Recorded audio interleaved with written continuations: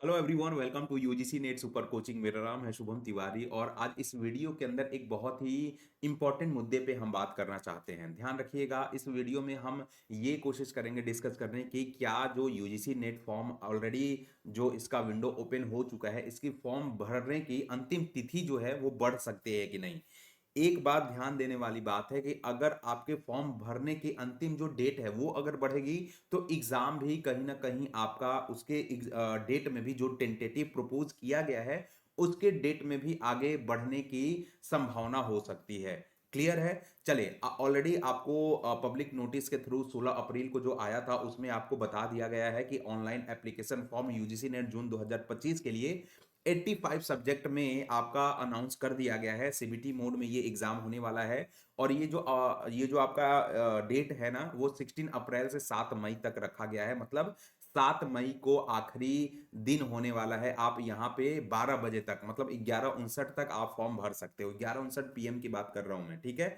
चलिए, यहाँ पे इन्होंने एक बात ध्यान दीजिएगा कि अनाउंसमेंट्स और सिटी ये तो बाद में इंटीमेट करते हैं, लेकिन डेट ऑफ एग्जामिनेशन को एक बार टेंटेटिव रखा गया है। टेंटेटिव का मतलब इन्होंने बताया नहीं है कि एग्जैक्टली एक प्रोपोज्ड डेट दे दिया है कि भैया 21 जून से और 30 जून के बीच में कहीं ना कहीं एग्जाम हो सकता है। लेकिन हमने हर बार देखा है, देखिए हर बार पैटर्न देखा है। अभी अगर आपको पता भी होगा, मैंने शॉर्ट्स भी डाला था कि अभी क्या हुआ था कि बच्चे जो फॉर्म भर रहे थे, यूजीसी नेट के जो एस्पिरेंट फॉर्म भर रहे थे, उनमें फॉर्म भरने के बाद जो कंफर्मेशन के लिए आता है ना, तो वो आ रहा है कि you are applied for UGC NET December 2024। अब 2024 कैसे हो सकता है, दिसंबर कैसे हो सकता है? आप तो फॉर्म भर रहे हो जून 2025 के लिए। तो हमने पैटर्न देखा हुआ है कि एनटीए लास्ट टाइम पे गलती करता है, इसीलिए यहाँ पे टेंटेटिव इन्होंने दिया है, एकदम फिक्स नहीं कर दिया। यहां पे आप देख लीजिए कि डेट ऑफ एग्जामिनेशन इन्होंने टेंटेटिव रखा गया। मतलब ये प्रोपोज कर रहे हैं कि 21 जून से 30 जून के बीच में आपका एग्जाम हो जाएगा। अभी कंफर्म नहीं है,